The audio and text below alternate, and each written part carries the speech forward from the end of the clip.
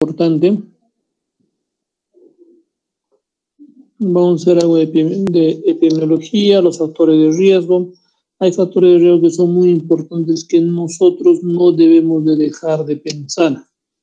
Muchas veces en la parte práctica nosotros nos olvidamos de recabar la información de otros cursos, de otros temas que ya hemos visto. Entre ellos, la parte de la gestación, el sexo femenino, la administración exógena, la edad. A ver un ratito, chicos. Vamos a hacer algo.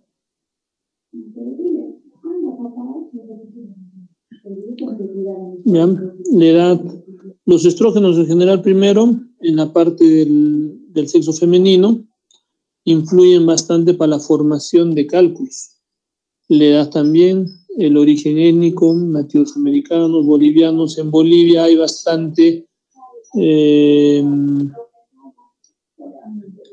bastantes pacientes que tienen cálculos en la vesícula. Entonces es muy importante tomar en cuenta. La obesidad, la pérdida acelerada de peso también condiciona a producir cálculos, hipertrigliceridemia, éstasis vesicular. Entonces, lesiones de la médula espinal, niveles aumentados de somatostatina, vagotomías, influyen bastante para que tengamos cálculos en la vesícula.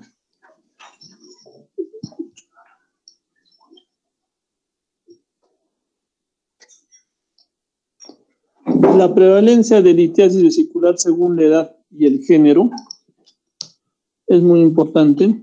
A mayor edad, mayor incidencia de cálculos, especialmente en las mujeres. Como factores de riesgo, vamos a ver de que la gestación es un factor muy importante, especialmente para producir lo que es el barro biliar y también cálculos en la vesícula. Los estrógenos que hablábamos también influye bastante, los anticonceptivos orales, los estrógenos orales, posmenopáusicos, etcétera, que pueden condicionar a aumento del riesgo de producir litiasis vesicular.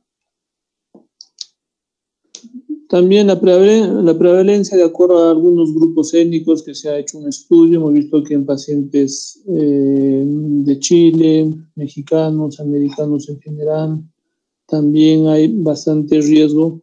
En sí, lo que es Latinoamérica tiene bastante riesgo de producir cálculos en la vesícula. Bueno, acá no está, pero Perú, la parte del altiplano, la sierra, Bolivia, condiciona bastante la producción de cálculos vesiculares. La obesidad también que hablábamos es un factor de riesgo para desarrollar cálculos en la vesícula. A mayor índice de masa corporal, especialmente en las mujeres, condiciona a producir más litiasis vesicular. La disminución rápida de peso también condiciona a producir mayor riesgo condiciona a producir cálculos en la vesícula como factor de riesgo. La éstasis vesicular como factor de riesgo para desarrollar cálculos en la vesícula también, ¿no? Lesiones de médula espinal, derivado de la somatostatina, osteotídea, terapia con osteotídea, posvagotomías, pacientes con diabetes, condicionan a producir éstasis vesicular y por ende mayor sedimento a nivel de la vesícula y formación de los cálculos en la vesícula. El perfil lipídico también condiciona bastante en los cálculos, hipertrigliceridemia,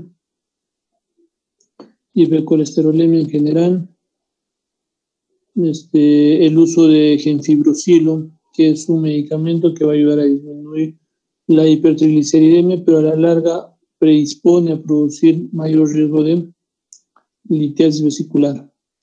En relación a su clasificación, los cálculos van a estar divididos en dos tipos, cálculos de colesterol y cálculos pigmentarios. Los cálculos de colesterol, que van a estar compuestos por glucoproteínas, cristales de colesterol, material derivado de la bilirrubina, y los pigmentarios, que son dos, los negros y los pardos, que son mucho más duros, que los cálculos negros tienen características que tienen polímeros de bilirrubina, glucoproteínas, y los pardos, bilirrubina no conjugada, sales de calcio. Entonces acá vemos cálculos de colesterol, características del cálculo de colesterol, que son más amarillos, verdosos muchas veces. Las estructuras de los cálculos de colesterol. Y acá vamos a ver los cálculos pigmentarios, ¿no? Negros, oscuros, que son mucho más duros, facetados en muchos casos, que pueden condicionar cuando se hace CEPRE, inclusive son muy difíciles de triturar con los aditamentos del CEPRE, como es la dormia, que es un equipo especial para triturar los cálculos del conducto biliar. Y en algunos casos inclusive se atoran en el conducto biliar.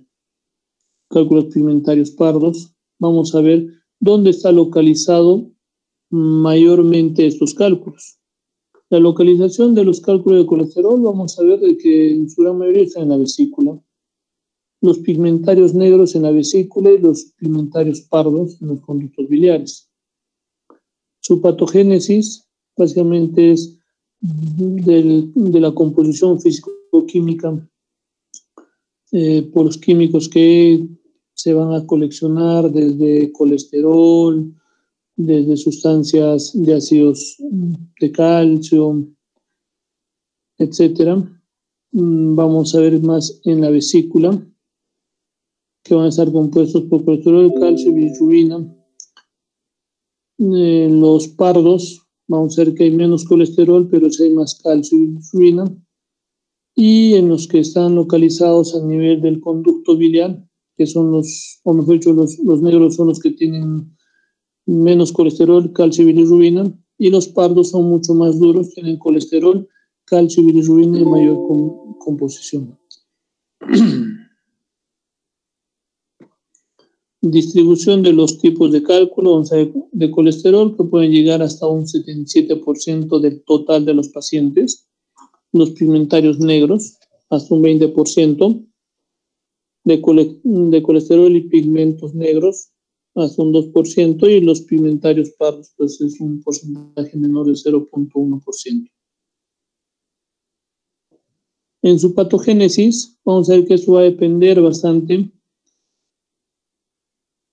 de la absorción a nivel intestinal, de los ácidos deoxicólicos que van a estar a nivel intestinal, que van a ayudar en la digestión. Estos van a estar absorbidos hacia la parte hepática y van a empezar a formar cálculos a nivel de la vesícula biliar. Vamos a ver acá, por una hipersecreción de mucina, va a haber una hipomotilidad que van a disminuir o van a aumentar la éstasis a nivel de la vesícula. Vamos a ver de que los cálculos de colesterol van a estar formados básicamente por micelas mixtas, vesículas unilamelares, vesículas multilamelares, van a producir cristales, cálculos, y estos van a tener pues composiciones como sales biliares, colesterol, fosfolípidos. Los pigmentarios, vamos a ver que van a estar relacionados bastante con la bilirrubina, igual también con micelas, calcio, y van a condicionar a producir pues tanto los cálculos negros y los pigmentarios, ¿no? Y los pardos.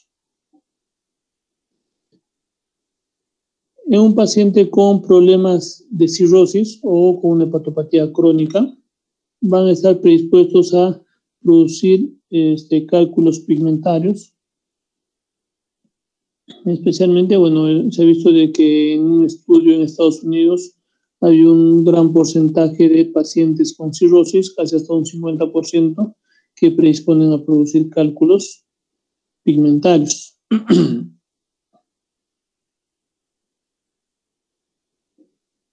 Entonces, y lo otro es, especialmente en pacientes con anemia perniciosa, también van a condicionar producir cálculos. En la fisiopatología en sí, vamos a ver de que los cálculos van a estar compuestos, o en muchas bibliografías nos indican de que hasta un 90% de todos los cálculos que vamos a encontrar, tanto en la vesícula como en conductos biliares, pueden llegar a hacer cálculos de colesterol, que van a estar compuestos en su gran mayoría, más de un 50% de su composición de colesterol, y en algunos casos mixtos, y puede llegar pues entre un 20 a 50% de colesterol y otras sustancias, ¿no? Como bilirrubina, calcio, etc. Pero en los pigmentarios ya también es diferente, tiene menos porcentaje de colesterol, menos del 20%, bilirrubina, sales de calcio, que van a condicionar a producir cálculos mucho más duros, facetados. Los facetados son los que tienen como una característica de bordes mucho más definidos, no muy romos. Y los factores que van a favorecer a la formación de cálculos es el aumento de la excreción hepática de bilirrubina, deficiencia de factores solubilizadores de la bilirrubina libre, desconjugación de la bilirrubina en la bilis, que estos van a condicionar a una conglomeración de sustancias y producción de cálculos. En el cuadro clínico, muchos de los pacientes son asintomáticos. Algunos pueden tener un cólico biliar. Los asintomáticos pueden llegar hasta un 80%. Algunos pueden condicionar a producir cólicos biliares acompañados de dolor abdominal tipo cólico episódico. Muchos de ellos por una obstrucción del conducto cístico hacia la salida de la vesícula. Una colecistitis aguda, un dolor abdominal cólico, unas infecciones secundarias en algunos casos. Síndrome de, el signo de Murphy positivo en estos pacientes con colecistitis aguda, que a la respiración y a la opresión a nivel o por debajo del reborde costal derecho va a presentar dolor el paciente, ¿no?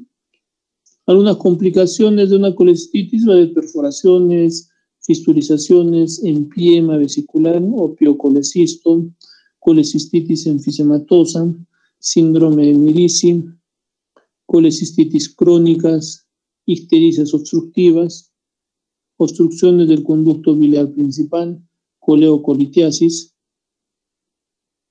Los estudios diagnósticos que vamos a utilizar van a ser varios, entre ellos los imagenológicos, que son muy importantes, a la cabeza la ecografía abdominal y conducto de vías biliares, una tomografía abdominal, siempre y cuando tengamos una tomografía abdominal con exclusión de conductos biliares y vesícula, pues podríamos definir cálculos a ese nivel. Si no, la colangioresonancia es una de los exámenes indicados en vías biliares y vesícula. La CEPRE, que es la colangiopancreato retrógrada endoscópica, que antiguamente se consideraba un procedimiento diagnóstico, actualmente se considera un procedimiento terapéutico. Escintigrafía hepatobiliar, colecistografía oral, que son menos utilizados. Y a nivel laboratorial, vamos a ver que la colecistitis o colestasis en coleocolitiasis es muy frecuente. Es un patrón colestásico con los que ya hemos hecho ya las prácticas. Sabemos cuándo nosotros hablamos de un patrón colestásico.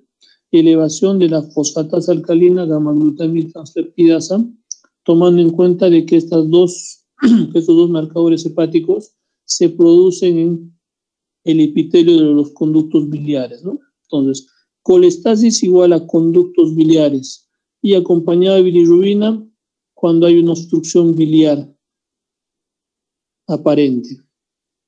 Ya acá vemos sombra acústica posterior, cálculos en la vesícula biliar. De igual forma, acá vemos un cálculo barrobiliar con su sombra acústica, ¿no? Eso en radiología han debido de hacer. Igual acá hay un cálculo en la vesícula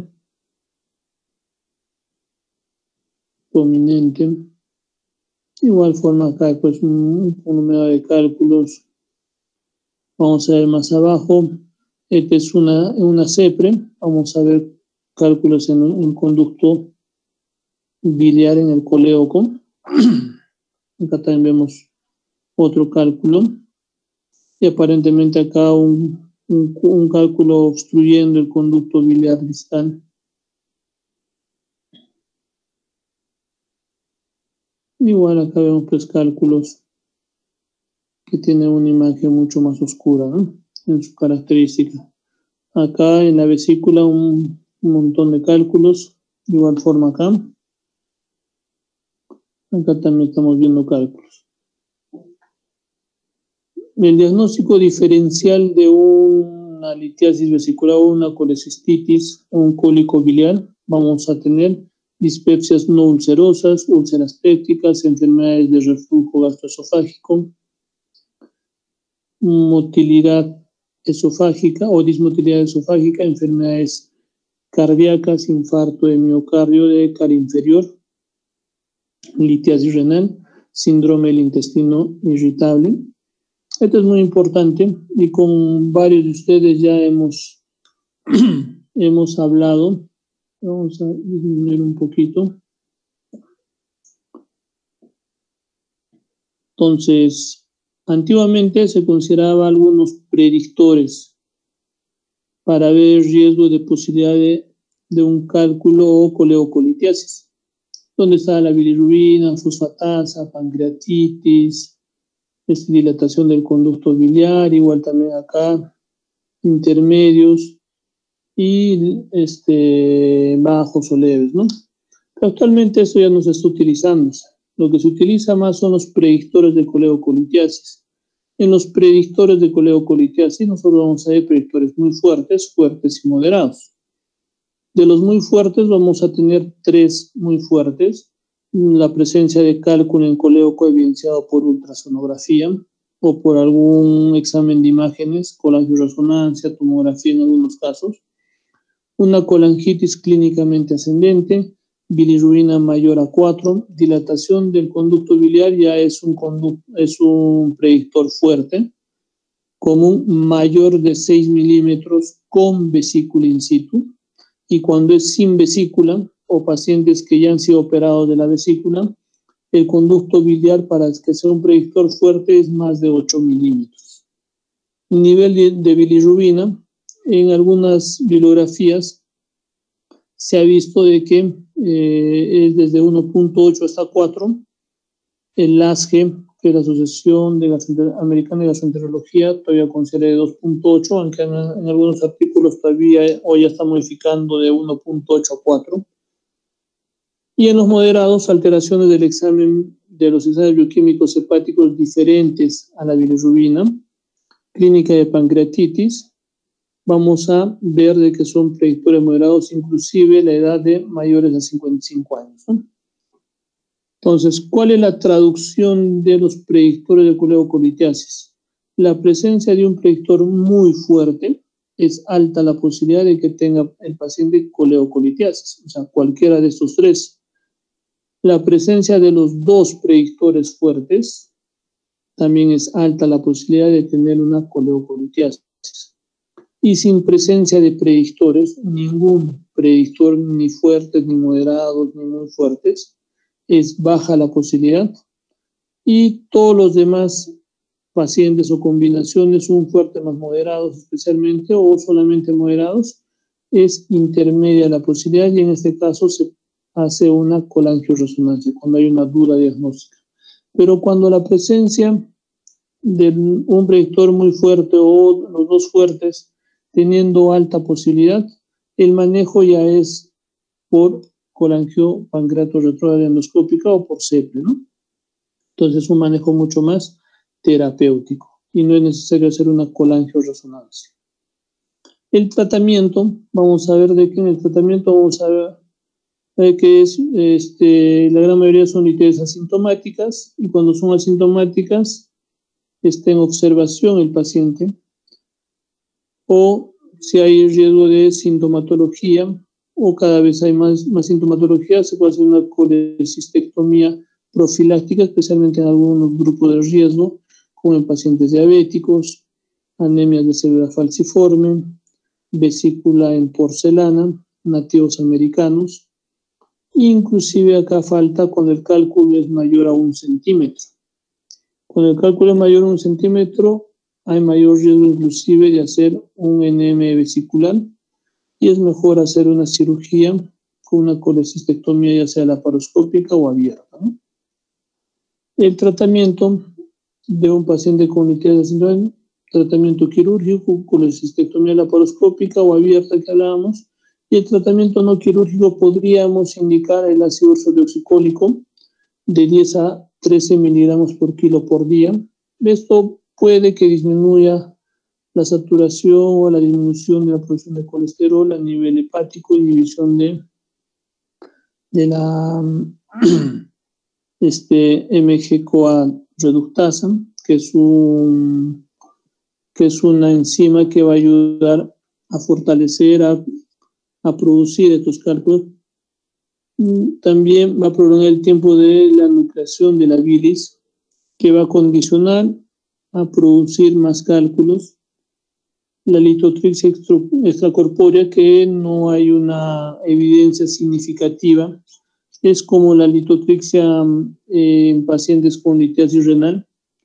La diferencia de que esta litiasis renal es mucho más dura y se puede localizar mejor la zona vibratoria para la litotripsia extracorpórea, ¿no? En litiasis renal. Pero en litiasis vesicular no se ha visto todavía con gran satisfacción este tipo de manejo. La esfinterotomía endoscópica, especialmente por CEPRE, cuando tenemos litiasis a nivel del conducto biliar o coleocolitiasis.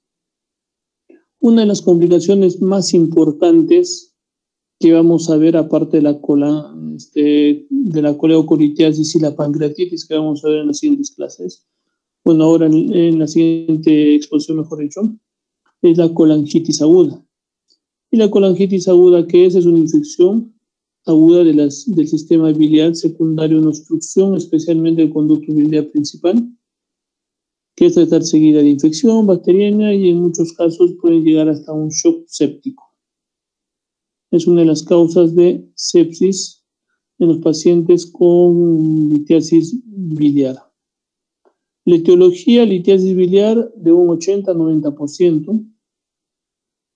Estenosis, que también es una de las causas, puede haber estenosis benignas, postquirúrgico, postcolangitis, un paciente con colangitis esclerosante primaria, una pancreatitis crónica también, las estenosis benignas, un colangiocarcinoma, ampulomas, CA-de-KS páncreas, puede haber una colangitis por causada secundaria parásitos, colangitis post-CEPRE, por un quiste de coleociano o de coleoco.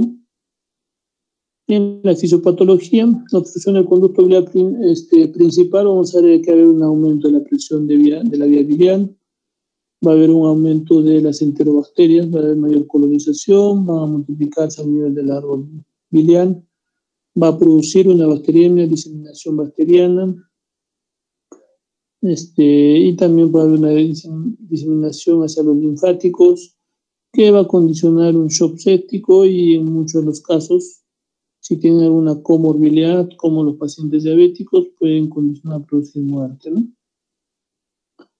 Hay algunos factores mecánicos protectores del árbol biliar, como el esfínter de Oddi. Una alteración a nivel del esfínter de Oddi condiciona poder producir una colangitis. Va a disminuir el reflujo o va a evitar el reflujo del contenido intestinal hacia el conducto biliar. La unión estrecha entre los hepatocitos también evita la bacteriemia. las células de Kupffer, que van a fagocitar a las bacterias, las propiedades antibacterianas de la bilis, como la inmunoglobulina A y las sales biliares, el flujo biliar del hígado hacia el intestino va a ayudar a limpiar el árbol biliar de las bacterias que puedan estar subiendo o estar migrando de forma ascendente.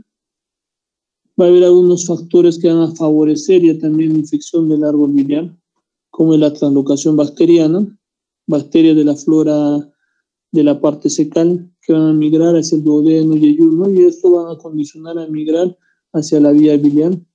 Factores que van a favorecer la translocación bacteriana, como la ausencia de sales biliares, la ausencia de inmunoglobulina A a nivel de la bilis, hipocloridia también.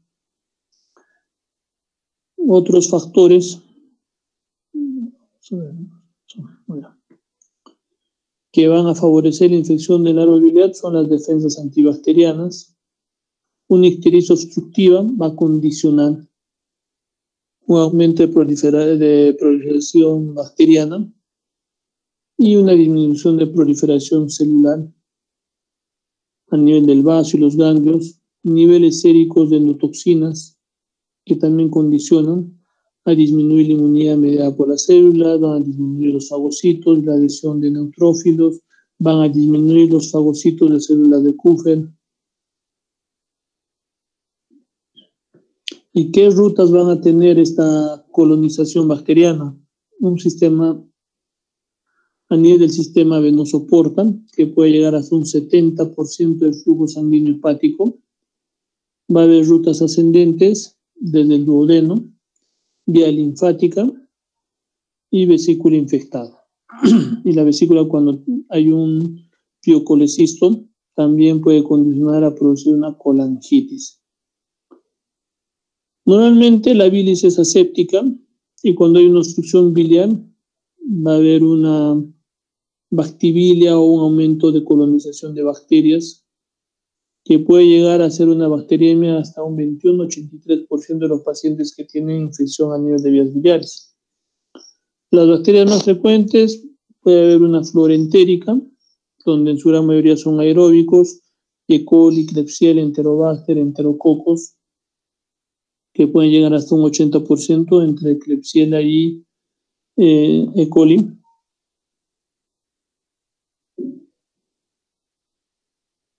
Y las bacterias más frecuentes anaerobias, en su gran mayoría son floras mixtas, los bacteroides, que son más frecuentes, el Clostridium.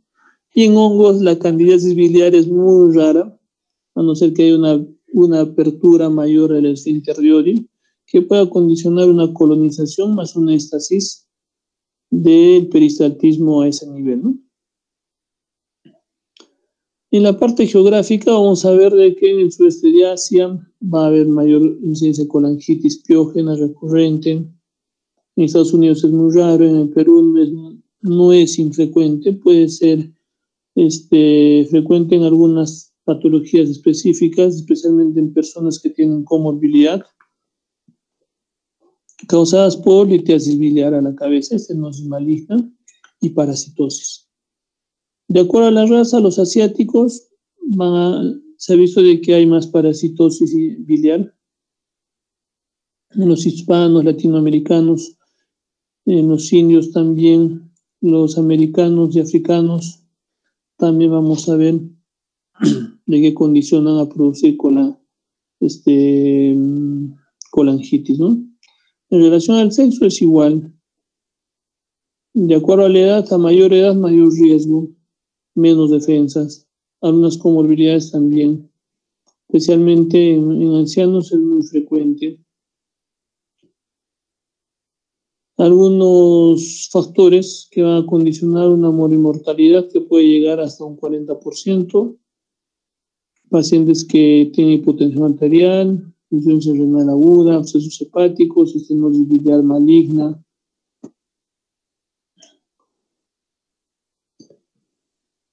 Enfermedades inflamatorias intestinal, en ancianos, falla antibiótico, una falla en patologías que se utiliza bastante antibiótico terapia también puede condicionar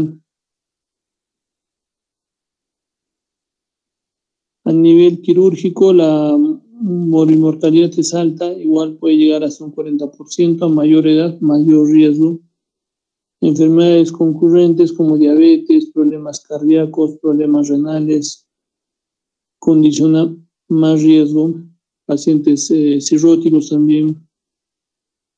Cuando hay un retardo en la descompresión del conducto biliar por una colangitis, posiblemente por una obstrucción biliar también. Y puede ser efectiva, inclusive un porcentaje menor, ¿no? A un 3%.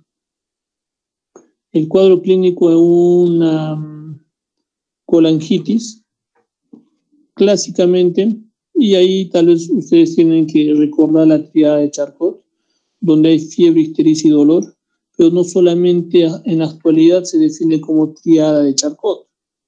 Bueno, también hay una pentada de Reynolds, donde está la triada de Charcot, alteración del estado mental, hipotensión, y hay cuadros a nivel de los semiológicos que también conllevan como alteración del estado mental, hipotensión.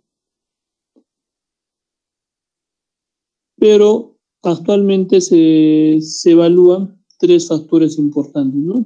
La parte clínica, que está relacionada mucho a la tríada de Charcot, la parte laboratorial e imaginológica. En la parte laboratorial vamos a ver de que va a haber leucocitosis con desviación a la izquierda de un 80% de los pacientes, pruebas hepáticas alteradas, bilirrubina aumentada, fosfato de alcalina también, gamma-glutamina, predominio de patrón colestásico. Las transaminadas va a haber una alteración moderada, pero es un patrón colestásico o un patrón mixto a predominio colestásico, ¿no? Con fosfatasa y gamma-glutamina alterada. Hemocultivos positivos, polimicrobianos en su gran mayoría, bilicultivos también positivos, que esto puede llegar hasta un 100% de todos los pacientes que tienen colangioresonancia. En los hemocultivos siempre hay un factor de riesgo que puede llegar hasta un 25% y un falso negativo. En la parte imaginológica, vamos a ver que la ecografía abdominal tiene algunas ventajas. Entonces, y las ventajas van a ser diferencia ictericia hepatocelular versus una obstructiva, que es muy importante. Vamos a ver un conducto biliar mucho más aumentado, dilatación intra y extrahepática, colecistitis o colelitiasis, complicaciones que se pueden detectar por ecografía como abscesos hepáticos, y el costo es bajo. La desventaja de que tiene menos sensibilidad en la litiasis por colangitis biliar primaria, que puede llegar hasta un 65%. La tomografía, sus ventajas: identifica complicaciones, detecta la causa, pero más no se detecta de forma adecuada el conducto biliar. Las desventajas: disminuye la sensibilidad del litiasis en conducto biliar principal, es de mayor costo que la ecografía.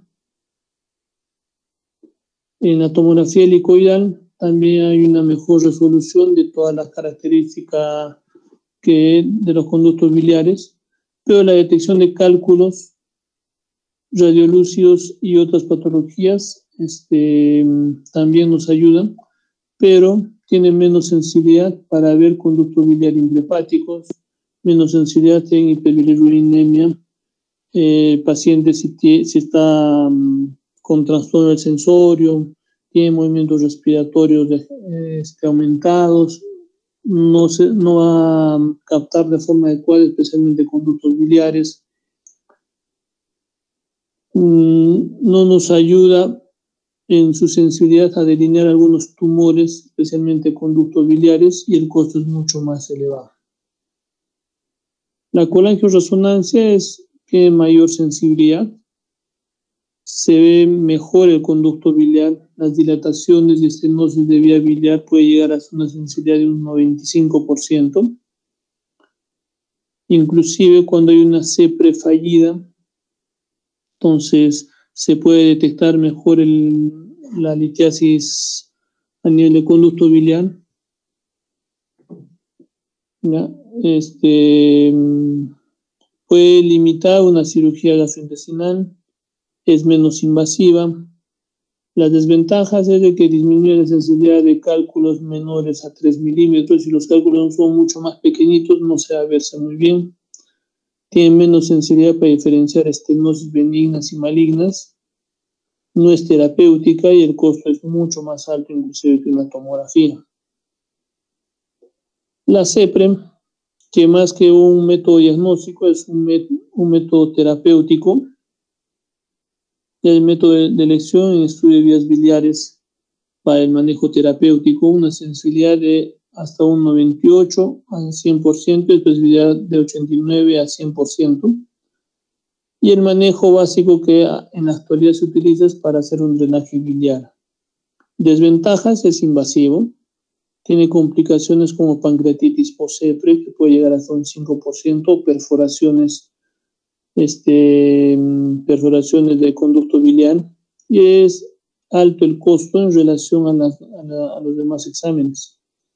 No por la técnica especialmente, sino por el instrumental que se utiliza para hacer la CEPRE, ¿no? Entonces hay guías, hay esfinterótomos, hay dormia, etcétera, que son equipos que son descartables y cada uno, pues el costo es mucho más alto. Y el que tiene mejor sensibilidad, inclusive en cálculos en conducto biliar menores a 3 milímetros, es la ecoendoscopía. La ecoendoscopía es un procedimiento endoscópico con transductor ecográfico en la punta de la caña o del endoscopio, y inclusive nos ayuda a estadiar un NM periampular, un ampuloma, de diámetros pues menores que por tomografía no se va a detectar, ¿no? La desventaja es de que hay menos disponibilidad a nivel de todo el Perú y Sudamérica inclusive. En los únicos lugares donde hay ecoendoscopía es en el Hospital Hipólito Unanue, en el Revalete Almenara y en el INEM. Entonces, a nivel de todo el Perú, ¿no? Entonces, no hay la disponibilidad de este procedimiento. Esperemos que con la conclusión del hospital nuevo acá en el Cusco, pues tengamos un ecoendoscopio que nos ayude inclusive a ver no solamente vías biliares, ¿no?, sino vía pancreática también, y algunos tumores a nivel de vía pancreática que son pues bien pequeños, que van a condicionar a la larga producir inclusive pancreatitis crónica. En el algoritmo diagnóstico vamos a ver de que la ecografía abdominal es muy importante. Vamos a ver ahí dilatación de vías biliares, colelitiasis, o no va a precisar el nivel de obstrucción de forma adecuada, y por ende vamos a hacer una tomografía o una resonancia de conductos biliares o una tomografía helicoidal, ¿no? Lo que nos va a ayudarnos a definir la causa de la obstrucción son procedimientos menos invasivos, y diagnosticando o viendo la obstrucción vamos a definir el manejo con CEPRE, que es la colangiopancreatografía retrógrada endoscópica, ¿no? Colangio retrógrada endoscópica. ¿Ya? Entonces, método de elección de vías biliares de forma terapéutica. Ojo, no es un método en la actualidad, la CEPRE, pregunta de examen, no es un método diagnóstico en la actualidad, es un método terapéutico. Después no digan y están reclamando en el examen. Pregunta de examen: ¿cuál es el método no diagnóstico sino terapéutico? ¿Con la resonancia, tomografía, ecografía o CEPRE?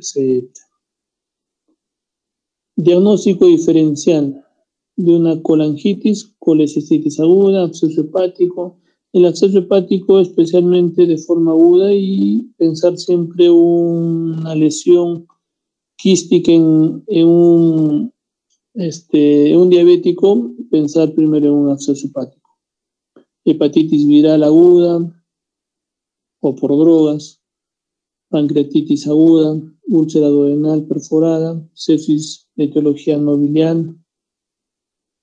El tratamiento es médico a la cabeza. hay que dar un soporte hemodinámico, antibiótico-terapia, que podemos utilizar de metronidazol, aminoglucósidos, inhibidores de la beta-lactamasa, beta-lactámicos, ampicilina, sulbastán, fluoroquinolonas como la ciprofloxacina, levofloxacino, cefoperazona, ampicilina, mazeptacimib, metronidazol, etc. El tratamiento invasivo, que es hasta un 15% por urgencia, para la descompresión del conducto biliar, por la severidad del cuadro. Estos procedimientos pueden ser de forma endoscópica, pueden ser percutáneas o de forma quirúrgica. El drenaje de la vía biliar. Actualmente, menos invasivo el de forma endoscópica, y la CEPRA es uno de los procedimientos menos invasivos, y si no habría CEPRA en el hospital, de forma quirúrgica, ¿no? O intervencionismo de forma percutánea.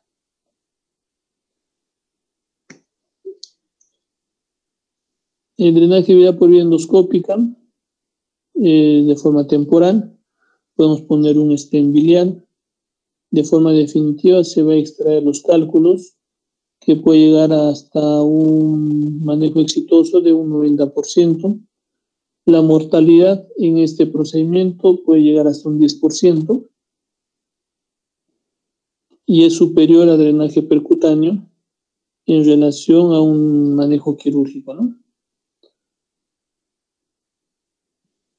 Y el manejo es definitivo, hay una disminución de la morbilidad y también disminución en la hospitalización, que en relación a un manejo quirúrgico. ¿Ya? Entonces también el manejo que vamos a utilizar por vía endoscopia puede ser extracción de cálculos y la extracción de parásitos dependiendo de la etiología. Se puede colocar un stent biliar cuando es imposible el retiro de los cálculos o cuando hay algún problema de coagulopatía, cuando el paciente es crítico, se pone un stent biliar o el cálculo es muy grande.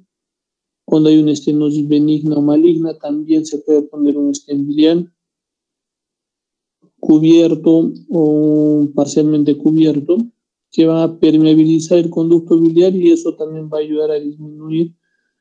En una colación de resonancia hay una infección a nivel de conductos biliares. Entonces, liberando esa obstrucción, vamos a drenar. Es como nuestros cirujanos dicen, absceso drenado, absceso curado, ¿no? Entonces, eso mejora la calidad de vida y disminuye el riesgo de sepsis o complicaciones infecciosas más severas, ¿no? Las ventajas del stent biliar: va a preservar el flujo biliar, menos complicaciones del stent percutáneo, puede recambiarse, menos costo que el dren nasobiliar.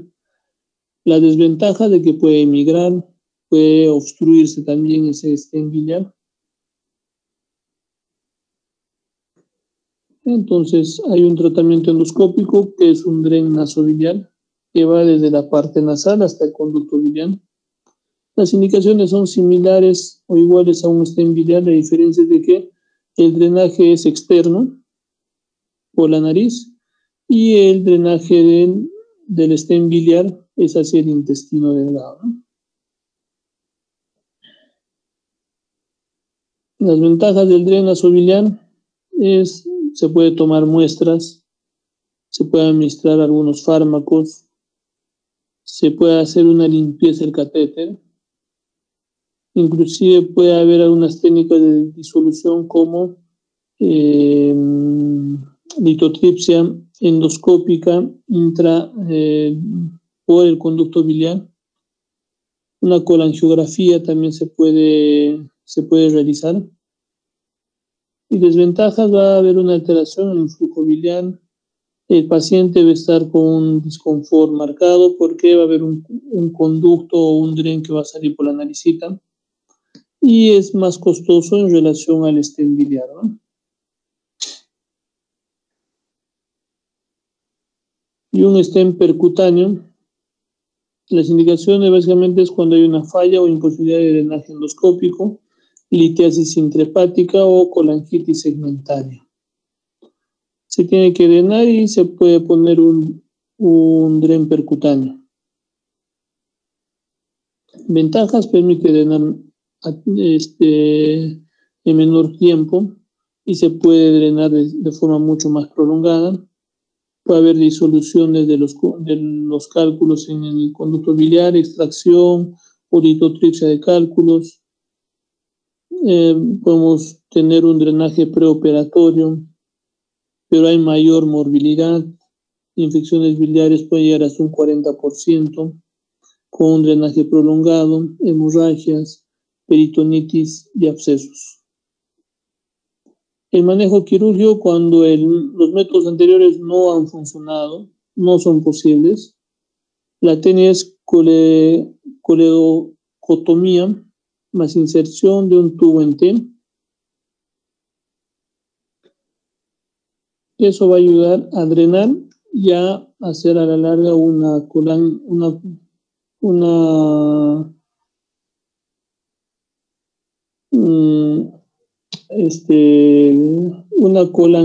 colangio transcare para definir si hay algún cálculo residual o no.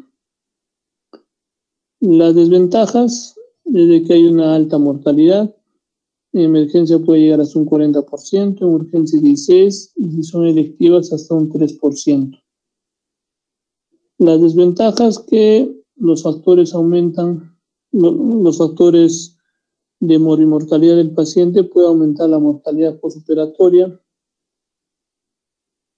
Va a depender de la etiología de la obstrucción del conducto biliar, la condición clínica preoperatoria del paciente, la eficacia de descomposición de los conductos o de los litos a nivel del conducto biliar y la extensión de la infección a nivel hepático, ¿no? Entonces, el pronóstico: de acuerdo a la severidad de la colangitis, vamos a tener mejor o peor pronóstico. El diagnóstico y tratamiento precoz nos ayudamos a tener un mejor pronóstico.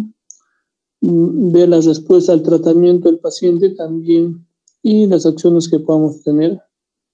Las condiciones médicas subyacentes o las comorbilidades del paciente, diabéticos, hipertensos, insuficiencia renal, etcétera, puede condicionar a tener peor pronóstico. Y definir la causa de la obstrucción, ¿no? Si es una obstrucción maligna, su pronóstico es malo. Si es una obstrucción por un cálculo en vía biliar, el pronóstico es mejor. Y de acuerdo a la edad también vamos a definir el pronóstico, ¿no? Entonces, esto sería en relación a lo que es litiasis biliar. ¿Alguna pregunta, chicos, hasta acá? Para comenzar con pancreatitis aguda, que es muy importante en el manejo de nuestros pacientes. Doctor, buenas noches. Una pregunta, por favor. Sí, dime. Doctor, en el caso de los pacientes que tengan una coledocolitiasis o una colecistitis, ¿qué fármaco es el que se prefiere para el manejo del dolor, por favor? Manejo del dolor, dependiendo. Lo que nosotros tenemos que hacer, el dolor en un paciente con una colecistitis, aparte de un antiinflamatorio que podemos utilizar, inclusive algunas bibliografías te indican que puedes utilizar un diclofenaco como antiinflamatorio, ya que es un manejo intramuscular y no bioral, o un medicamento para el dolor, también un antiperistáltico, ¿no? Entonces, como iosina, comúnmente ustedes van a ver en emergencias, si el paciente no puede comprar un Plida que tiene escopolamina, entonces al paciente se le indica un metamizol como analgésico y también como antiinflamatorio. Ayuda en algo, pero no es como antiinflamatorio como un AINES, pero sí ayuda. Un antiperistáltico, la iosina, que va a ayudar a disminuir ese peristaltismo y por ende también el hecho de que se disminuye el peristaltismo disminuye el dolor. Entonces ayuda bastante un antiperistáltico y un antiinflamatorio, ¿no? A la cabeza, los que utilizamos acá puede ser diclofenaco, puede ser también el metamizol. que nos puede ayudar, ¿no? Entonces, lo otro, el tramal, el ketoprofeno, que también podemos utilizar como antiinflamatorio. ¿Alguna otra consulta, chicos? En la parte de cálculos de vías biliares, lo que tenemos que tomar en cuenta es el manejo de un paciente con litiasis vesicular, que puede ser un antiinflamatorio más un antiperistáltico, el manejo de conducto biliar de una coleocolitiasis, que como complicaciones a la larga puede condicionar la producción de una colangitis. El manejo es antibiótico, aparte es un antiinflamatorio y liberar vía biliar, ¿no? Entonces, pero previo a esto nosotros tenemos que tener la capacidad de diferenciar una coleocolitiasis.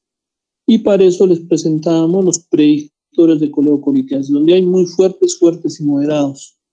Y no esperar, como muchos de nuestros colegas esperan, una colangioresonancia si tiene un patrón colestásico el paciente. Si tiene un patrón colestásico con predictores muy fuertes, por más que la bilirrubina esté en 4 o más, y es un predictor muy fuerte, y hay que mandar a hacer el septo. No es necesario pedir una colangioresonancia y estar dilatando el cuadro del paciente, ya que a mayor inflamación una coleocolitiasis, el riesgo de que haya una colangitis es más alta. Entonces es importante aplicar los predictores de coleocolitiasis para definir la acción que vamos a tener frente a ese paciente que posiblemente tiene coleocolitiasis. ¿Ya? Si habría alguna duda diagnóstica, lo que hablábamos en los predictores de coleocolitiasis, vamos a ver que hay los predictores muy fuertes y cualquiera de ellos nos hace una posibilidad o nos hace un diagnóstico posible alto de una coleocolitiasis. Los predictores fuertes, 2 predictores fuertes, los 2 juntos nos hacen una alta probabilidad. Y cualquier otra combinación es intermedia, donde hay una duda diagnóstica, y en ese caso sí podemos hacer una colangioresonancia para definir cuál es la causa de la cual estamos teniendo, ¿no? O frente a qué paciente estamos. ¿Ya? Entonces es muy importante definir. ¿Alguna consulta más? Creo que por ahí está escuchando. Para comenzar con pancreatitis. ¿Nada? ¿O se ha ido la señal? No creo. Vamos a ver, ¿están todavía, no? Sí, sí están. Están durmiendo, creo.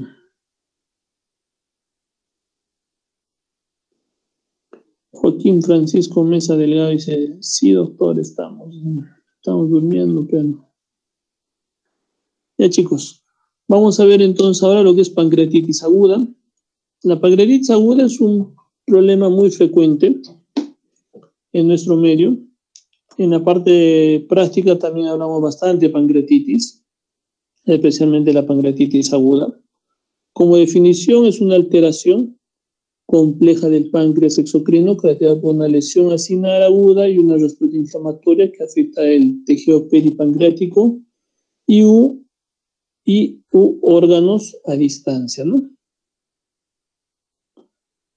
La epidemiología ocurre en cualquier edad, especialmente entre los 30 y los 70 años. Sexo, especialmente las mujeres, en etiología biliar. En los hombres, la etiología es más alcohólica. La mortalidad en general puede llegar hasta un 10%. Puede aumentar hasta un 35% o más si existen algunas complicaciones. Y en la práctica hemos visto de que muchas veces por mejor hacer hacemos peor, ¿no? Y si tiene una pancreatitis necrohemorrágica puede llegar hasta un 50% la mortalidad en esos pacientes. Etiología, lo que hablábamos a la cabeza, una litiasis biliar que puede llegar hasta un 75%. Alcoholismo en Sudamérica, en el Perú inclusive es menos el porcentaje.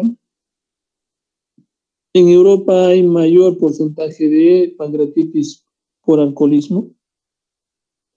Idiopáticas por una microlitiasis aparentemente no bien definida, inclusive por colangioresonancia, puede llegar hasta un 20%. Lo que hablábamos, ¿no? La colangioresonancia te puede detectar cálculos de más allá de 3 milímetros, ¿no? Pero menos de 3 milímetros muchas veces no te detecta. y mucho más aún dependiendo del tipo de resonador que tenemos. Las otras causas son iatrogénicas, por cirugía intraabdominal, por CEPRE, que puede llegar hasta un 5%. Hay un estudio que hemos hecho en el Hospital Hipólito Unanue que ha llegado casi a un 5% la pancreatitis post-CEPRE como complicaciones, ¿no? Traumatismos, hiperparatiroidismo, hipercalcemia, una forma tóxica directa de la paratormona, hiperlipoproteinemia, tipo 1, tipo 5, infecciones, embarazo, autoinmune, vasculitis, fármacos.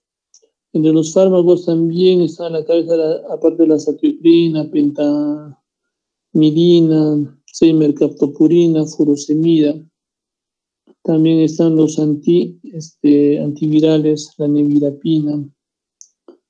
Problemas congénitos. Me acuerdo de que una de las preguntas de hace 2 semestres creo que eran, ¿qué problemas congénitos produce pancreatitis, el páncreas diviso, tumores pancreáticos? ¿No? Fisiopatología. En la fisiopatología va a existir una autodigestión del tejido pancreático. Existe un efecto sistémico, una vasodilatación, aumento de la permeabilidad capilar, formando un tercer espacio, coagulación intravascular diseminada en algunos casos. En los casos más severos hay colapso circulatorio, insuficiencia renal, fallo respiratorio, y vamos a ver cuál es la característica importante. Bueno, vamos a pasar un poquito para ver el proceso de autodigestión, de la tripsina, el tripsinógeno se va a activar, etcétera, etcétera. La tripsina va a catalizar los activadores de otros sinógenos, va a producir inflamación del páncreas. Lo que quiero que nos enfoquemos mucho más va a ser en esta fisiopatología de la pancreatitis aguda biliar, de acuerdo a una teoría.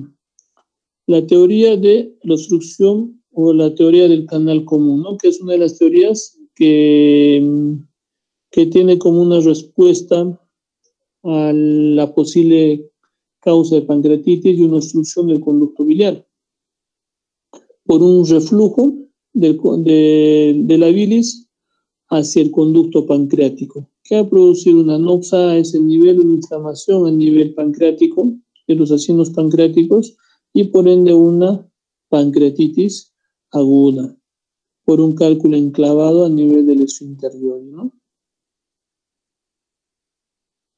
Y en la parte alcohólica, mecanismos propuestos de la lesión es de que el acetaldehído como tóxico directo va a incrementar la permeabilidad de la membrana acinar y alteración de los citoesqueletos a nivel pancreático, hipertrigliceridemia.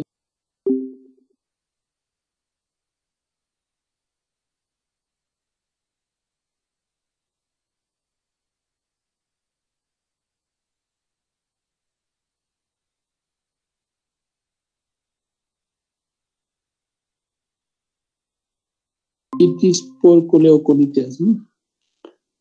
La clasificación antigua, veíamos que había una pancreatitis aguda leve, intersticial en su gran mayoría, una pancreatitis aguda severa, que era necrotizante en su gran mayoría. Pero en la actualidad, vamos a ver de acuerdo a la clasificación según la severidad, de acuerdo a los criterios de un consenso de Atlanta, a nivel mundial este consenso del 2012. En la actualidad no hay otro consenso mundial. Hay guías de actualización, sí, una de las últimas guías de actualización es la guía de Tokio de pancreatitis.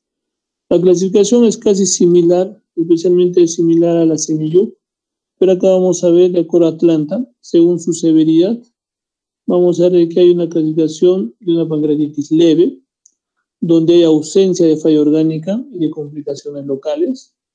Una moderadamente severa, en sus libros van a ver de que es moderadamente grave y grave, pero es moderadamente severa, donde las complicaciones locales van a estar presentes, pero van a ser estériles, y o falla orgánica que va a durar menos de 48 horas, o sea, una falla orgánica transitoria.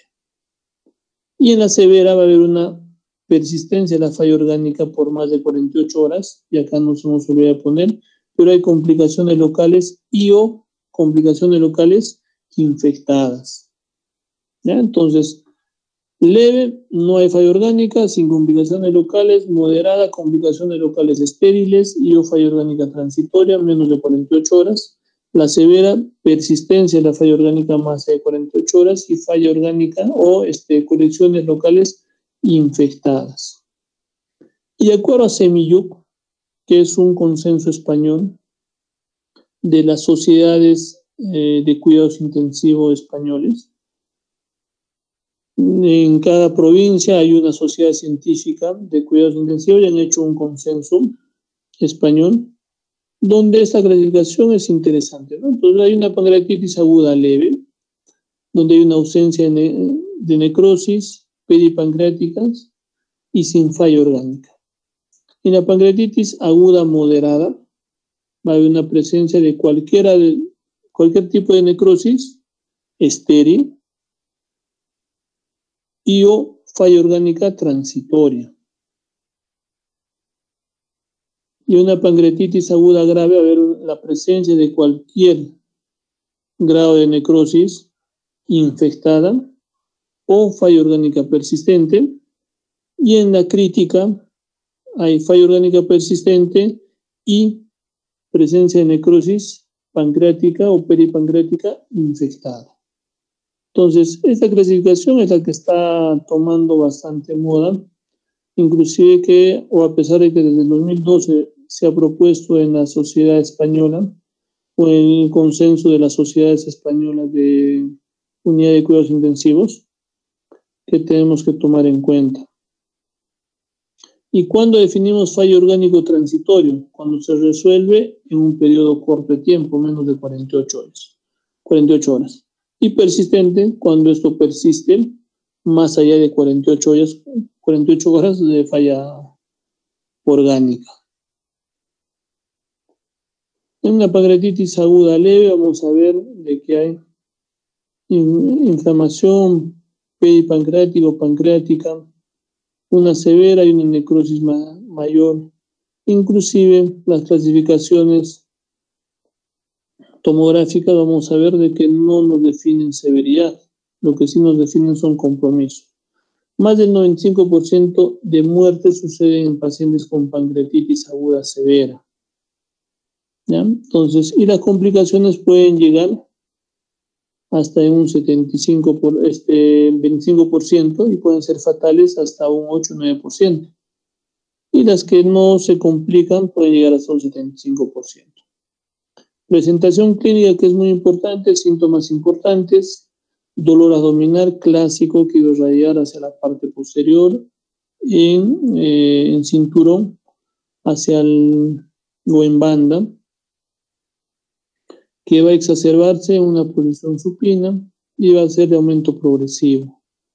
Muchos de los pacientes que hablamos van a presentar vómitos, pero estos vómitos pueden ser secundarios a un hilo adinámico que va a presentar el paciente, con disminución de los ruidos hidroaéreos. Va a haber una distensión abdominal, va a haber disminución de los ruidos hidroaéreos, va a haber una sensación de deshidratación por la presencia de un tercer espacio, por la distensión y por el hilo adinámico que va teniendo el paciente. Y el paciente también nos va a indicar de que no está eliminando flatos o no está haciendo deposiciones. Signo de severidad, Gray Tunnel, de Cullen, que vamos a ver equimosis a nivel abdominal. El diagnóstico, básicamente de forma laboratorial, lo vamos a ver amilasa lipasa sérica. Recordemos de que la amilasa y la lipasa sérica tienen un tiempo de vida aproximadamente de la amilasa de 3 a 5 días y de la lipasa puede llegar de 2 a 3 semanas. Ya, tripsinógenos, elastasas, inmunolipasas, clarens de amilasa, que también nos pueden ayudar, pero de forma práctica no se dosa en casi ningún laboratorio, en el Perú peor, en el Cusco peor. Entonces, vamos a ver diferentes características de la amilasa, inclusive amilasa urinaria, sérica, clarens de amilasa. Vamos a ver que la amilasa tiene una especificidad de hasta un 70%, vía media de 120 minutos, puede llegar hasta 3 a 5 días. Valores mayores tienen que estar 3 veces su valor normal. Va a haber niveles en orina también de forma tardía. Y en la lipasa va a provenir de células acinares, principalmente tiene un aclaramiento más lento. Su valor también tiene que estar por encima de 3, su valor normal, más de 3 veces. Y es más específica hasta un 100% de una pancreatitis. Y su tiempo de vida que hablábamos, que puede llegar a de 2 a 3 semanas. Hay algunas condiciones de hiperamilasemia que tenemos que tomar en cuenta. Una parotiditis puede darnos hiperamilasemia, que no necesariamente es una pancreatitis. Algunos tumores también pueden condicionar a hiperamilasemia, enfermedades biliares, pacientes con coleocolitiasis sin pancreatitis, puede haber una hiperamilasemia, que estos no van a llegar más allá de 500. Una pancreatitis hay una hiperamilasemia, insuficiencia renal también, obstrucciones, isquemias y ulceraciones a nivel intestinal también puede haber hiperamilasemia, un embarazo ectópico, una macroamilasemia, perforación visceral. Entonces, de todas estas, no en todas va a haber lipasa alta. En la pancreatitis sí, en cuadros obstructivos también, y una perforación intestinal. En los demás no. Por ende, la lipasa es mucho más específica. Pero la amilasa a menor tiempo de dosado, el dosaje de amilasa, también tiene mayor sensibilidad. Entonces, si el paciente tiene un tiempo de enfermedad menos de 3 a 5 días de dolor abdominal, puede que la amilasa nos ayude tan igual como la lipasa, ¿no? En los estudios de imágenes vamos a ver que hay una ecografía abdominal a la cabeza. Todo paciente con pancreatitis pide ecografía abdominal. Nos va a ayudarnos a determinar la posible etiología de causa biliar, pero va a haber una limitación cuando el paciente tiene una distensión abdominal mucho más marcada. La tomografía abdominal nos va a ayudarnos a ver la característica del compromiso, más no la severidad. Va a haber necrosis, hemorragias, gas, pseudoquistes, dependiendo. ¿Cuándo tomar? Había una discusión, ¿no? en las clases prácticas. ¿Cuándo tomamos tomografía? A todos los pacientes que tienen pancreatitis aguda, ya sea leve, moderadamente severa o severa, o en algunos casos importantes. En algunos casos importantes. Si el paciente ingresa con pancreatitis, estadiamos al paciente, más abajo vamos a ver de que tenemos que estadiar con el score Marshall y Apache al ingreso. Si el score Marshall si tiene falla orgánica, nosotros no sabemos si va a ser transitorio o persistente para definir como una pancreatitis severa o moderadamente severa. Para eso le hacemos un score Apache. Si tiene 8 o más puntos, desde el ingreso definimos como una pancreatitis severa. En ese momento hay que hacer una tomografía para definir el compromiso y frente a qué complicaciones estamos. Si está infectado o no está infectado esas colecciones. Que por tomografía sí se puede ver. Entonces, el segundo momento es a partir de las 48 horas, cuando el paciente se transforma de una pancreatitis moderadamente severa a severa. Recordar nuevamente que las complicaciones más frecuentes de una pancreatitis para que se transforme a una severa es infecciones de las colecciones que va teniendo el paciente. Entonces, en ese momento también hacerle la tomografía. Y el tercer momento es a las 4 semanas cuando empieza a aparecer esto último, que son los pseudoquistes. Antes de las 4 semanas no se define pseudoquistes. Inclusive antes de las 4 semanas que le realicemos una tomografía, y en quienes vamos a realizar, en los pacientes que tienen colecciones desde el ingreso. Se le hace una ecografía al ingreso, tiene colecciones, pero tiene una evolución favorable, ha llegado a ser solamente una pancreatitis moderadamente severa, a las 48 horas ya no hay falla orgánica, pero las colecciones no se van a resolver en 48 horas, van a persistir y tenemos que esperar hasta 4 semanas. 4 semanas, se hace una nueva ecografía, no hay colecciones, no es necesario hacerle una tomografía nuevamente o hacerle tomografía, ¿no? Pero si se le hace una ecografía y se confirma colecciones, tenemos que hacer una ecografía o una tomografía para definir pseudoquistes y para definir el tamaño del pseudoquiste. Entonces, esos 3 momentos son los que tenemos para hacer tomografía, no en cualquier momento, no a cualquier paciente, no un paciente con pancreatitis leve o un paciente con pancreatitis moderadamente severa, sino un paciente con pancreatitis severo al ingreso o severo cuando se transforma a las 48 horas. Y para pseudoquistes a las 4 semanas. Pronóstico y severidad.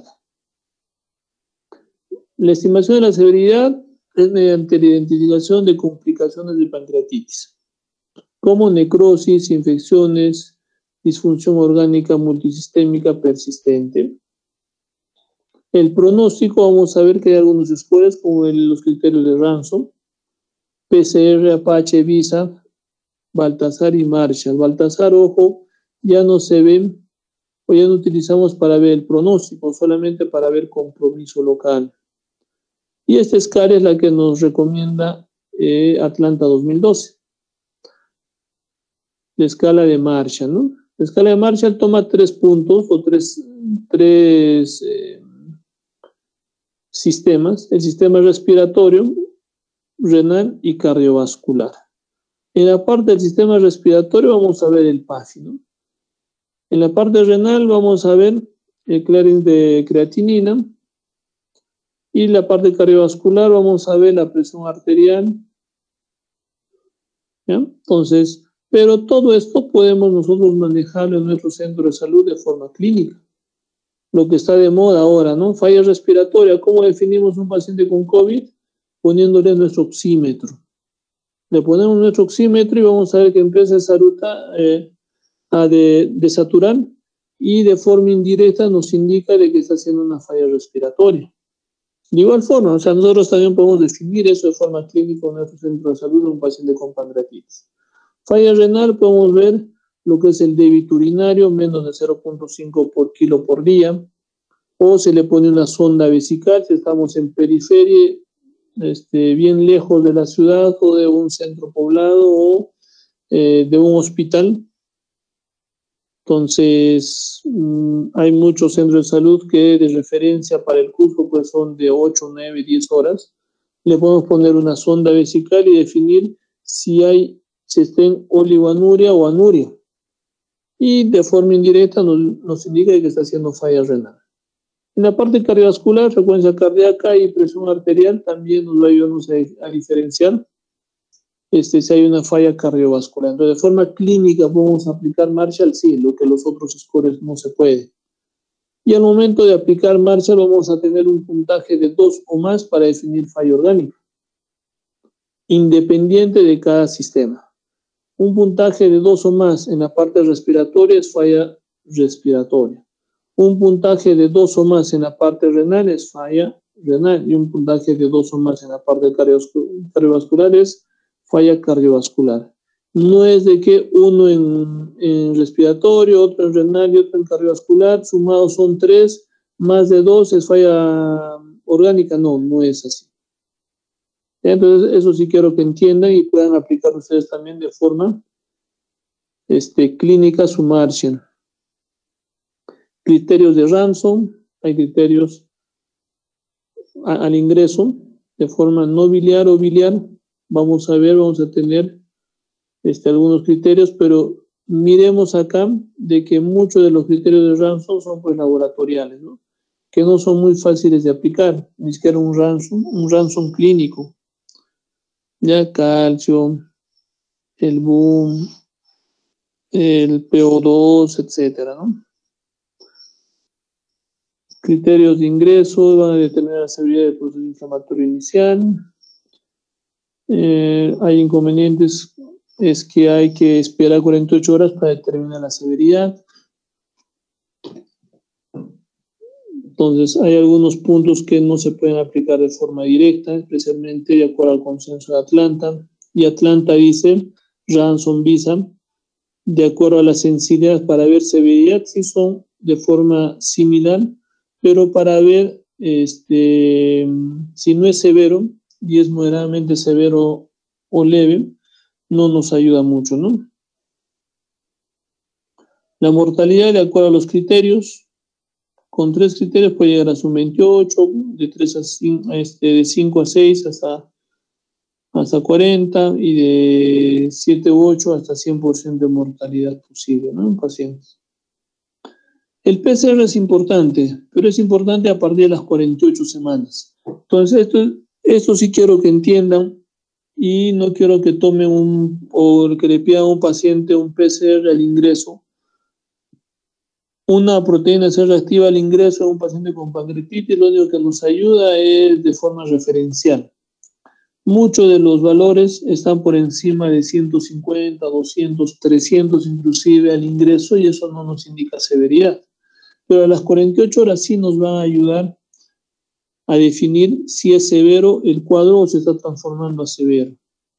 ¿Ya? ¿Y cuál es el punto de corte a las 48 horas o más allá? Es más allá de 150 miligramos por litro.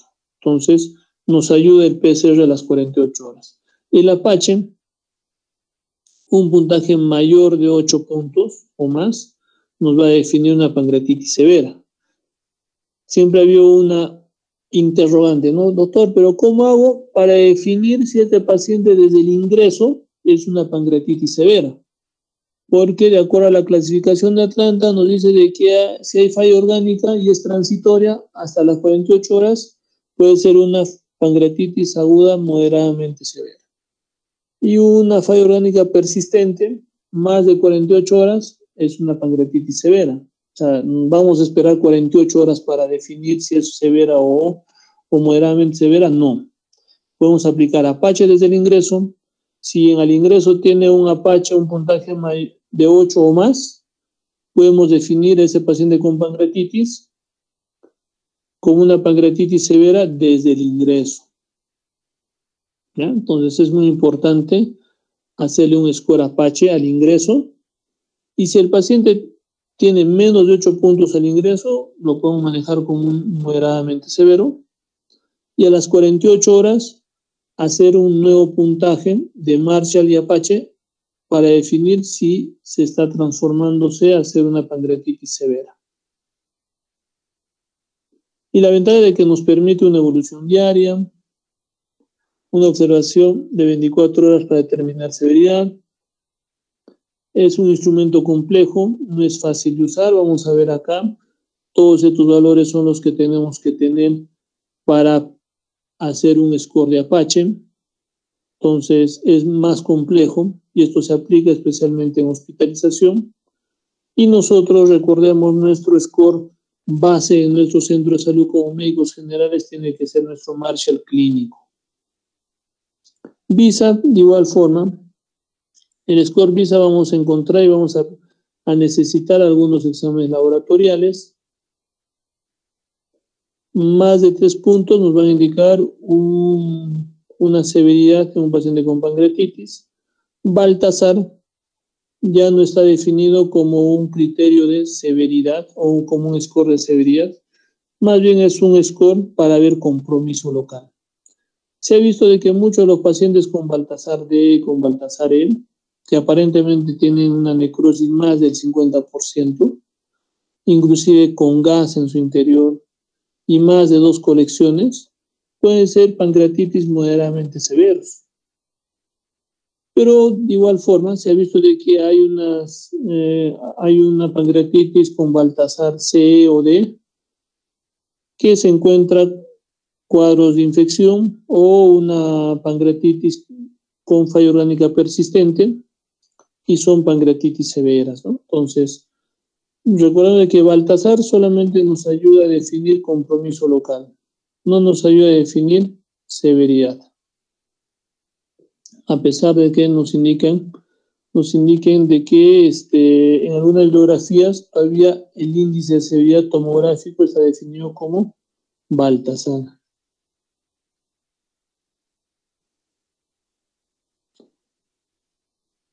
El riesgo de necrosis infectada es alta y eso condiciona a producir una mortalidad mayor, sí. Lo que hablábamos, una de las complicaciones de las colecciones en una pancreatitis es de que se infecte. Y esa infección está dado en su gran mayoría por una desnutrición de los enterocitos, hay una translocación bacteriana y una colonización a nivel de las colecciones pancreáticas y estas se infectan, ¿no? Hay unos scores que van a condicionar a evaluar necrosis con Baltasar, de acuerdo al compromiso de los CTCIM, ¿ya? Entonces, a mayor puntaje, a mayor mortalidad, mayor morbilidad. El tratamiento, el aporte hemodinámico es importante, el tratamiento de dolor también, la prevención de infecciones también, el aporte nutricional, tratamiento endoscópico, tratamiento quirúrgico, tratamiento percutáneo. Vamos a ver de que las bases del tratamiento de un paciente con pancreatitis básicamente es el ayuno. Pero doctor, ¿hasta cuándo le vamos a dejar en el prueba al paciente? Dependiendo de qué paciente estemos hablando. Si es un paciente con pancreatitis leve o moderadamente severo, sin colecciones, hasta que el paciente, y Atlanta te dice, hasta que el paciente tenga hambre, tenga ruidos ciroaéreos y elimine flatos. Y eso más o menos es entre el segundo y tercer día. Recordando de que a partir del tercer día el enterocito se empieza a desnutrir. Pero en un paciente con colecciones, un paciente con pancreatitis moderadamente severo con colecciones estériles, o un paciente con una pancreatitis severa, la nutrición tiene que ser precoz, lo más antes posible. Inclusive, si las colecciones son grandes, según una pancreatitis moderadamente severa, se le puede poner una sonda nasoyeyunal e iniciar la dieta lo más antes posible. Y si es severo, lo más antes posible, ¿no? Entonces, se coloca una sonda nasoyeyunal y se le inicia dieta. La parte de la resucitación hídrica es una resucitación hídrica enérgica. Inclusive, Atlanta dice hasta 75 ml por kilo por día, que un paciente de 60 kilos es aproximadamente unos 4 litros y un poco más por día. Pero eso es un tanto discutible, ¿no? Hay otras bibliografías que te consideran de que si el paciente tiene signos de deshidratación e hipotensión, hay que darle 500 ml por hora. Si el paciente tiene deshidratación, pero no signos de hipotensión, se le puede dar hasta 300 cc hora. Y si el paciente no tiene ninguna sintomatología de deshidratación ni de hipotensión, 200 cc hora. Que yo lo veo mucho más práctico en la resucitación hídrica. La analgesia nos va a ayudarnos. Hay que disminuir lo más que se pueda ese dolor, ya que hay una cascada del dolor que condiciona a la cascada de la inflamación. Entonces, a mayor dolor, mayor inflamación. Y el páncreas es un tejido lábil que se inflama muy fácilmente. Entonces, lo que no queremos es que haya mayores complicaciones en este órgano que es muy lábil a cualquier proceso inflamatorio, ¿no? El oxígeno suplementario, dependiendo si estás desaturando por debajo de 92, se recomienda, igual que un DCB isquémico hemorrágico, dar un suplemento de oxígeno, idealmente por encima del 92% de saturación. Descompresión gástrica con sonda nasogástrica, en caso de que el paciente esté vomitando, puede ser, pero más que para descomprimir, le podemos poner una sonda nasogástrica para nutrir al paciente lo más precozmente. Tromboprofilaxis, dependiendo en pacientes críticos, especialmente en pacientes no críticos, no es necesario.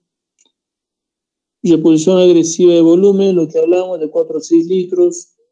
Semillo, Atlanta 2012 te indica 75 ml por kilo por día y de acuerdo a lo que les estaba indicando también podemos manejar. El manejo tiene que ser mucho más exhaustivo. Nos olvidábamos en la clasificación del semillú, que muchos de ustedes ya lo saben. La pancreatitis solitaria, ¿no? La pancreatitis solitaria, los españoles hablan y mencionan mucho de la pancreatitis solitaria, haciendo una mea culpa del manejo de estos pacientes, especialmente en pacientes con pancreatitis moderadamente severa o moderados de acuerdo a CMU, y los pacientes severos o críticos, que son diagnosticados y son dejados en una esquina, ¿no? Sin evolución hasta el turno siguiente. Y de lo que eran moderadamente severos se complican a severos o a críticos, y el riesgo de morimortalidad es mucho más alto. La idea también es prevenir la hemoconcentración, prevenir la necrosis, mejorar la perfusión a nivel tisular del páncreas, dando una reposición agresiva de volúmenes de acuerdo a la característica que les hemos indicado. Va a ayudar en el estado inflamatorio, mejor perfusión. La estrategia terapéutica ha demostrado mayor beneficios en la rehidratación agresiva con cristaloides, los coloides o la dextrosa. En nuestro centro de salud vamos a tener cloruro y dextrosa. ¿Qué le ponemos? ¿Cloruro o dextrosa? Si le ponemos dextrosa, vamos a activar los GLUT, que son receptores de glucosa, activados por la insulina, y esto va a condicionar un ingreso de glucosa hacia el intracelular. O sea, a nivel pancreático, al intracelular va a entrar más glucosa, como a las demás células del cuerpo, y acompañado de esto va a entrar más agua, y por ende va a producir mayor edema o mayor congestión celular, mayor edema a nivel de las células pancreáticas, mayor disminución de la perfusión y mayor necrosis. Entonces la idea es no darle dextrosa, podemos darle cloruro, que esto va a ayudar a mejorar la perfusión.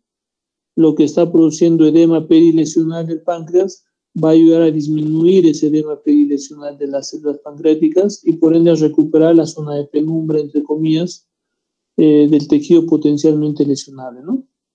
Especialmente durante las primeras 24 a 48 horas, en algunos casos, algunas guías te mencionan. Dependiendo de la presencia de shock y a nivel de deshidratación, podemos dar hasta 600 en este caso, 500 en muchas guías, ml por hora. Pacientes sin deshidratación, infusión de líquidos, hasta 300, de 130 a 150, lo ideal en muchas guías te indican hasta 300, y la hidratación enérica sin deshidratación a 200. Tratamiento del dolor es importante iniciar con AINES, metamizol, podemos dar tramal, y si no mejora, petidina o un opioide que va a ayudar a mejorar la cascada del dolor y por ende la cascada de la inflamación, ¿no? Prevención de la infección, en la necrosis puede llegar hasta un 30%, una pancreatitis aguda grave o crítica. La principal causa de morimortalidad es la infección de las colecciones. Puede haber una aparición tardía, sí, a las 2 o a las 3 semanas. Gran negativos, estafilococos, hongos pueden ser uno de las bacterias o de los microorganismos comunes en una infección. Antibióticos que penetran el tejido pancreático, el imipenem, cefalosporina de tercera generación, las quinolonas, solo si es que hay necrosis. El aporte nutricional, dieta absoluta, nutrición precoz en pacientes con pancreatitis severa, nutrición enteral mejor que la parenteral, porque va a ayudar a mejorar la nutrición del enterocito, y por ende va a haber menos desnutrición, menos translocación bacteriana y menos complicaciones. Tratamiento endoscópico, si hay una persistencia de la obstrucción biliar que va a empeorar el pronóstico por CEPRE, aumenta la severidad del proceso y predispone a una colangitis bacteriana. Se puede hacer una CEPRE más papilotomía si la evolución no es favorable hasta las 72 horas. Si hay ictericia, mucho más aún. Si hay colangitis, mucho más aún. CEPRE recomendada una pancreatitis biliar grave o severa, más falla multiorgánica, ¿no? Tratamiento quirúrgico, dependiendo de la característica, la necrosis pancreática infectada, se puede hacer drenajes hasta más allá de las 2 semanas. se puede hacer una cirugía precoz y mejora la mortalidad. Complicaciones graves asociadas, perforaciones e isquemia intestinal, puede haber sangrados, y la colecistectomía a causa de una pancreatitis aguda biliar se tiene que hacer en la misma hospitalización. Entonces, acá hemos visto de que hay una ingresa un paciente con una pancreatitis posible, se le tiene que hacer score Marshall, score Apache, definir si es severo o no es severo, se hace una tomografía, se ve el porcentaje de la necrosis, dependiendo de las complicaciones, se inicia antibiótico o no, de acuerdo a la evolución se puede hacer drenajes percutáneos, drenajes quirúrgicos, por aspiración con guía aspiración, o drenajes con guía tomográfica. Y si no tiene Apache más de 8 o Marshall, se puede definir con una pancreatitis moderadamente severa y se da un manejo clínico. Y al final se tiene que hacer cirugía si por haber una pancreatitis de causa biliar, una colecistitis en la misma hospitalización, el riesgo de hacer una cirugía, ahí me confundía, una cirugía de un absceso pancreático o peripancreático, la mortalidad es alta. ¿Ya? No es como le decía de que disminuye la mortalidad, no. La mortalidad es mayor cuando hay una cirugía precoz. Cirugía abierta mucho más aún. En la actualidad, para hacer drenajes pancreáticos se está definiendo por ecoendoscopía, que tiene menos morbimortalidad, es menos invasiva que una cirugía abierta, y cuando es cirugía abierta, de forma no muy precoz, para hacer drenajes pancreáticos, se está estilando hacer drenajes transgástricos. Entra el cirujano, cavidad abdominal, entra cavidad gástrica, y por cavidad gástrica le pone stent hacia la cavidad del pseudoquiste o de la colección pancreática. Y hace un drenaje a nivel intestinal, ¿no? Ya no es un drenaje externo. ¿Ya? Entonces, lo que se está estirándose ahora para disminuir la mortalidad en los pacientes con pancreatitis severa. Sí, chicos, entonces, con esto terminamos el manejo de pancreatitis. Hablamos de pancreatitis aguda. Es muy importante que nosotros entendamos este criterio de manejo desde un estadiaje de acuerdo a la severidad. Pancreatitis aguda leve, moderadamente severo y severo. Me olvidaba, ¿por qué se llama moderadamente severo? Y en Atlanta nos indican eso. Porque un paciente con una clasificación de pancreatitis moderadamente severo es potencialmente complicable. Ese paciente se puede complicar de un momento a otro. Y los españoles hacen una mea culpa donde indican una pancreatitis solitaria, ¿no? En este caso.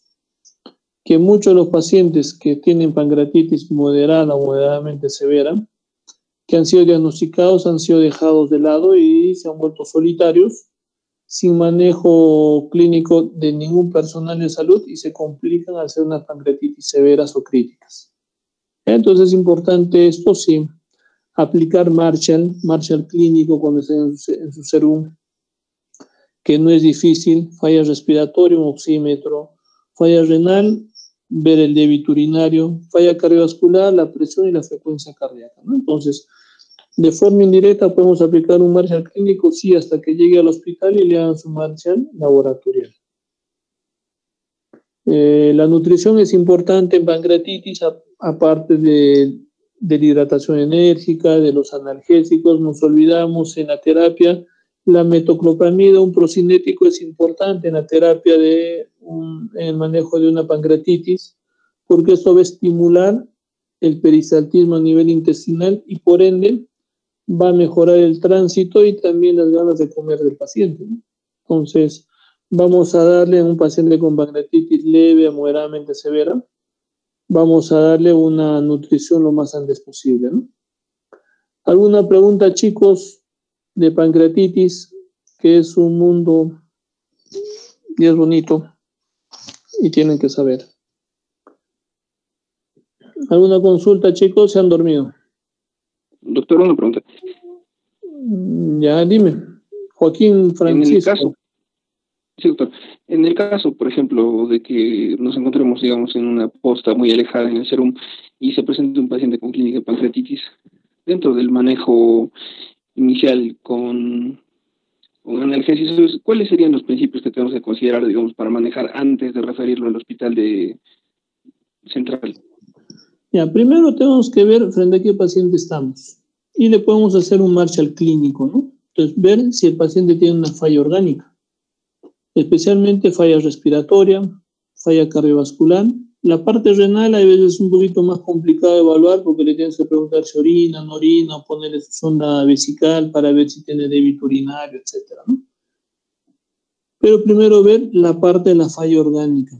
Vamos a aplicar nuestro Marshall clínico, aplicamos Marshall clínico, tiene falla orgánica, ya lo estamos estadiando en nuestro paciente. Estamos posiblemente frente a un paciente con pancreatitis moderadamente severa, con falla orgánica, o tal vez una pancreatitis severa.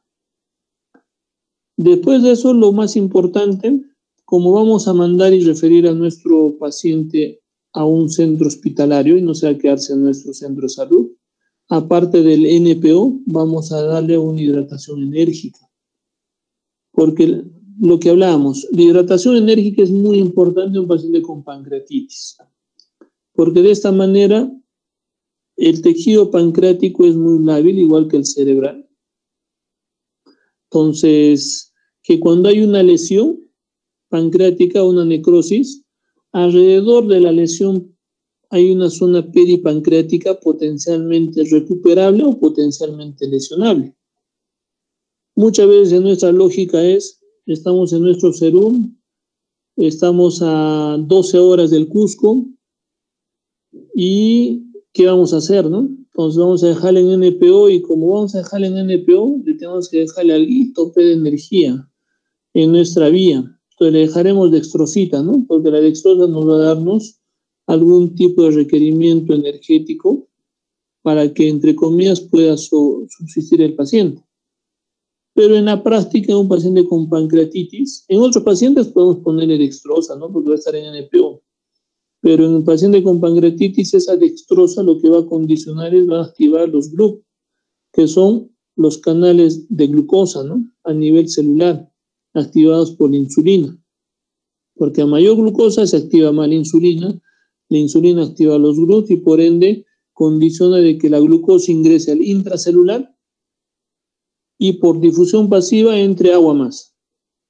Y si tenemos una zona perilesional en el páncreas que está edematizada, vamos a producir mayor edema celular. Y la zona más cercana a la lesión va a estar menos perfundida y vamos a producir mayor necrosis pancreática. Y vamos a extender más la lesión. Entonces, para no producir eso, hay que ponerle cloruro, vamos a tener en nuestro centro de salud, ¿no? Entonces, el cloruro lo que va a ayudar es a mejorar la perfusión a nivel celular. Esa zona perilesional edematizada del páncreas, vamos a tratar de recuperar y por ende va a disminuir inclusive la posibilidad de que esa lesión pancreática se extienda más. Entonces, por mejor hacer, muchas veces hacemos peor, lo que hablábamos. Por pensar que en NPO, dextrosita, no, eso a veces complica mucho más al paciente. Es igual que un DCB isquémico o un DCB hemorrágico, ¿no? A nivel cerebral. Hay zonas de penumbra, que son las zonas edematizadas, potencialmente lesionables y potencialmente recuperables. De igual forma, si nosotros lo mandamos a un paciente con DCB, con dextrosa, vamos a aumentarle la lesión. Pero si le mandamos con cloruro, vamos a tratar de disminuir y recuperar esa zona perilesional. Es igual en el páncreas. Y lo otro, el siguiente punto es analgésicos, ¿no? Analgésicos a pasto. O sea, tenemos que tratar de corregir o controlar el dolor lo más que podamos, porque la cascada del dolor va relacionado mucho a la cascada de inflamación. A mayor dolor, mayor inflamación y el tejido pancreático es muy lábil y se inflama más. Entonces hay que tratar de controlar, siempre controlando. Lo que vamos a tener a la cabeza es metamizol. Entonces, el metamizol, recordemos de que produce hipotensión. Si el paciente está haciendo una falla cardiovascular y está haciendo hipotensión, le vamos a meter su metamizol, vamos a bajarle más la presión y se va a morir el paciente. Entonces hay que tomar bien en cuenta las funciones vitales. Si hay hipotensión, mejor iniciamos con tramal, ¿no? Y si tenemos algún otro analgésico más potente como petirina, más petirina, o sea, no tramal o petirina, no, más petirina. Si el metamizol, la presión está normal, damos metamizol, podemos dar hasta tramal. Más tramal, no o tramal, no, metamizol más tramal, para tratar de bajar lo más que podamos el dolor. Muchas veces hemos utilizado hasta 3 analgésicos, metamizol, tramal, petirina, ¿no? Entonces, y después de eso, un protector gástrico, un procinético, metoclopramida y lo mandan al hospital, ¿no? O al Cusco. Pues esa más o menos debería ser nuestra actitud frente a un paciente con pancreatitis cuando estamos en nuestro serum. ¿Ya? Entonces, creo que no me olvido más en el manejo inicial de un paciente con pancreatitis. Y cuando estemos en el hospital, hagan su internado ustedes, la nutrición precoz es lo más importante. Especialmente pacientes con pancreatitis moderadamente severo y severo. ¿Ya? Y en pacientes con pancreatitis leve o moderadamente severo sin colecciones, podemos esperar lo que Atlanta 2012 dice, ¿no? Entonces, el paciente que quiere comer, tiene ruidos tiroideos y elimina flatos, dale dieta. Si tiene 2 de 3, no le des todavía dieta. Si tiene ganas de comer, tiene ruidos tiroideos y no está eliminando flatos, mejor esperemos un día más. Si tiene los 3, le damos dieta. Si tiene 2, no le damos dieta.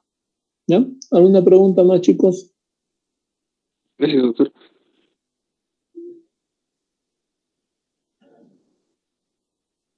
¿Algo más? Nada más, están de sueño. Iban a prender sus cámaras, ¿no? Para ver quién está durmiendo.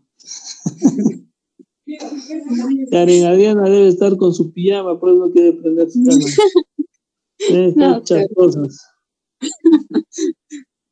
Ya, chicos. ¿Alguna pregunta más? Nada más. El miércoles es el seminario. El seminario, ¿no es cierto? Ya a las 9 de la noche. ¿Ya? Sí. Ya, Diana, me mandas la grabación, por favor. Sí, chicos, y la asistencia también lo voy a enviar, doctor. Sí, para acá hay pocos, no quiero ver cuántos son. Espero de que hayan estado todos. Si no, vamos a poner falta o más. ¿Ya? Ya, chicos, buenas noches, cuídense. Mañana, con el grupo que me toca, estar pendiente a partir de las 9:30. ¿Ya? Ya nos vemos, chicos. Chao. Gracias, Cuídense. doctor. Buenas noches. Buenas noches, chao.